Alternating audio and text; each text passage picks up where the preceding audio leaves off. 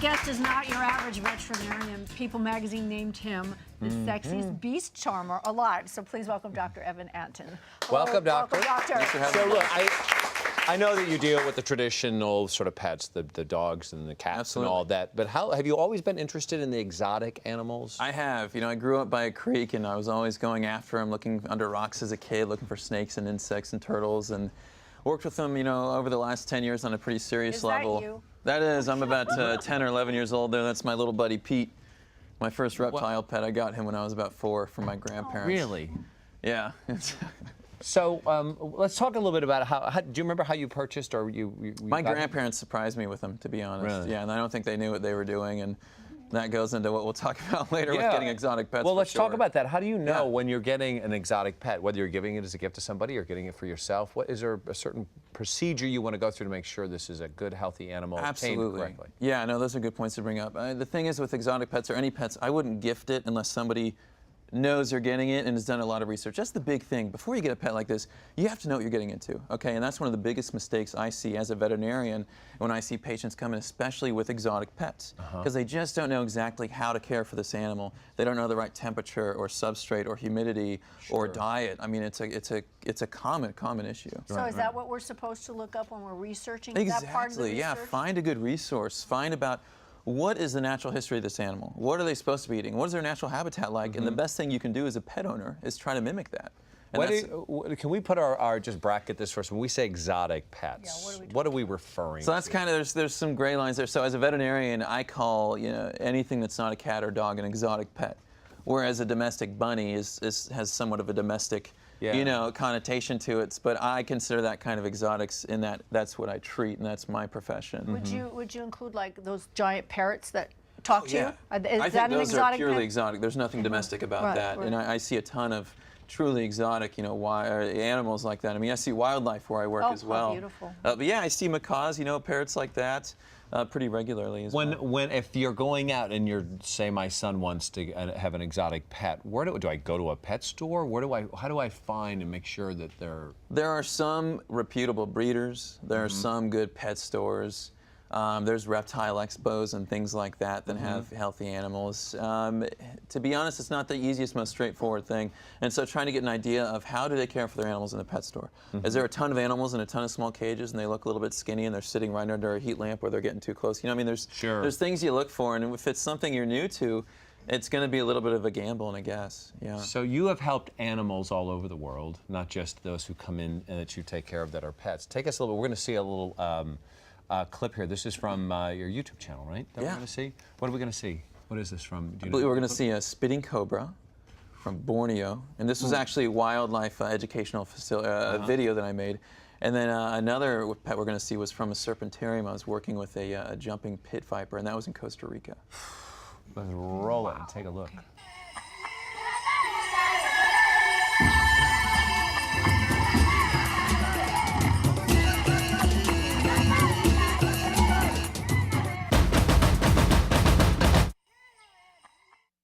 We're talking neurotoxic, stop your lungs from breathing venom. Really scary stuff. They are deadly venomous, just deadly, nasty venom. Keep that head from coming back up. Just looking right at me. You just got me. All right, dude. Well, I mean, those are just mean, big, hypodermic needles. These venom glands are so big, it's just gonna house huge teeth. So let's see what we're looking at. Just look at that. Look at those fangs. Lots of venom. Lots of venom flowing out both sides, dripping out. That is, that's scary. That's just scary.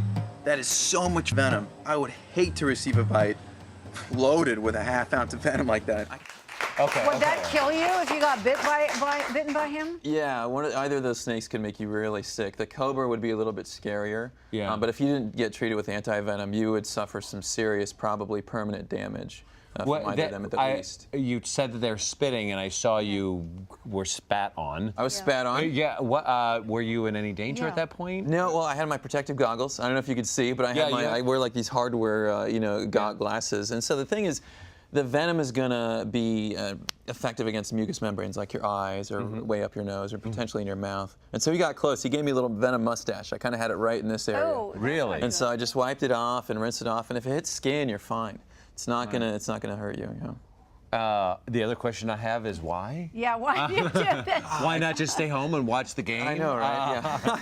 I've been asked this question over the years. I don't have a good answer. It's just a true fascination. Sure. I mean, it originally started because they were so foreign to me, seeing snakes. You know, they function so differently, and then these certain snakes that have a venom apparatus, and they're venomous, and they can deliver, you know, this deadly substance. Was just like, wow, how did nature come up with that? And then it just kind of took off from there. Sure.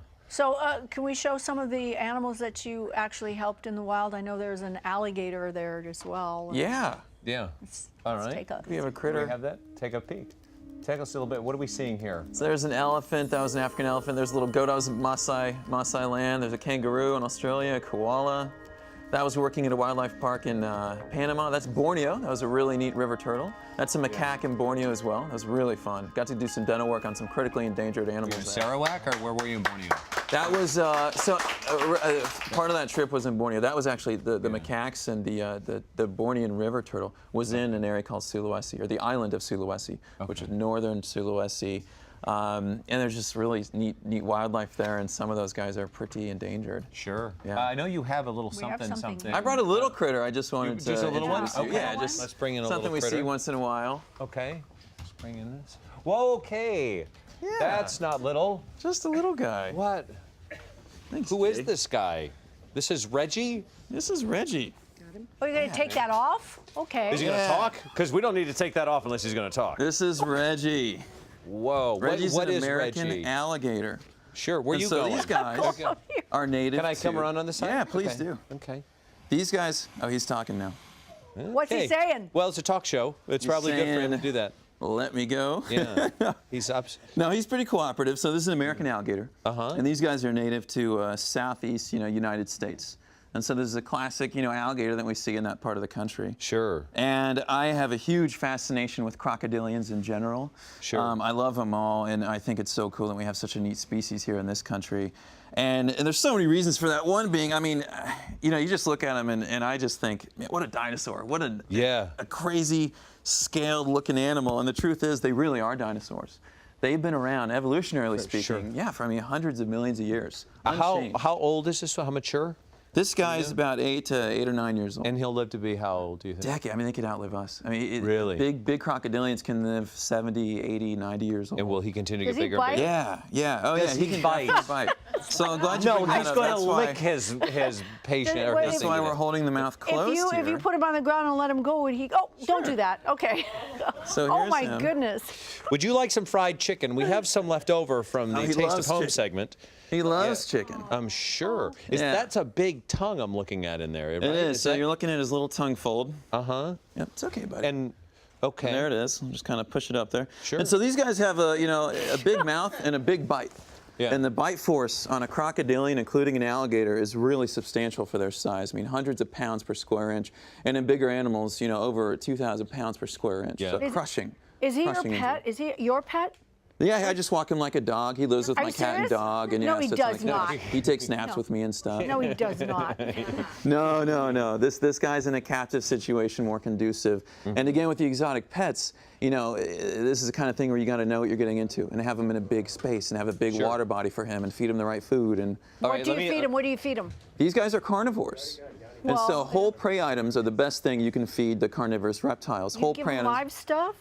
No, I try to stay away from live because I don't want them getting hurt trying to eat, and I don't want to make, I don't think there's any reason we need to Make put a something live prey sick. item through that kind of stress. How fast will he go if he needs to, say, take off right now? Pretty one of our crew quick. guys? He's not going to run particularly fast. Faster than you think, Right. but not Well, as... my other question is, how good is your grip?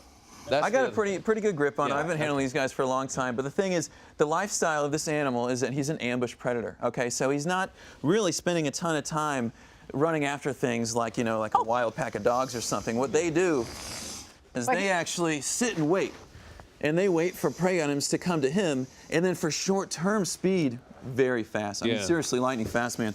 And so if you look at his head, we'll get a nice profile Yeah. here. And so I just want you to look. Just draw a line from right in front of his snout. Literally, you mean you want to draw? No, Mark. Oh, I'm Mark. sorry. Okay. And so if you imagine we're in a water body, we can just have just the nostrils and then Yeah. the eyes sitting above water. Is it And so true if he's that- like this, Yeah, he looks that's like a all you're gonna log. see. And He so looks like a prey log. items don't see him, and that's how they can really sneak up on what they're going after. Is it true they'd never close their eyes? No, they So do, and they do? actually have a third eyelid. And so I don't know if you guys can get in there and get up close. Can you see that? Oh, wow. So that third eyelid is like a set of goggles. So when Yeah. he goes underwater, he puts that up, the nictitating membrane there, and he can see. God it thought really of everything when he made Yeah. one of these. Yeah. That's fascinating. Can I touch Wow. his back? Can I? Will he bite me if I You don't touch like it? snakes. How Can will I you do it? touch that? No, that doesn't. Oh, careful, easy now. Wow, that is. They are. It's like a rock. They're just It is. Very, You feel those scoots. yeah. Look at that. Okay, I'm just going to sit here. That's fascinating. Wow. They're dinosaurs, man. These guys just blow me away. He's really good to be on your lap. Introduce, by the way, if you want to check out Evan, you can follow him on Twitter at Evan Antin, and you can also check your local zoos for wonderful exotic animals. And remember, educate yourself if you're going to do this. And That's my biggest piece of advice. Yeah. All right, we're coming back. Matt and Sophie, you are up next. Honestly, after being surprised by that alligator, I think Christina may be having some stomach issues. If you're having stomach issues, I'm going to tell you some great medical solutions, and I'm going to show you some great natural solutions.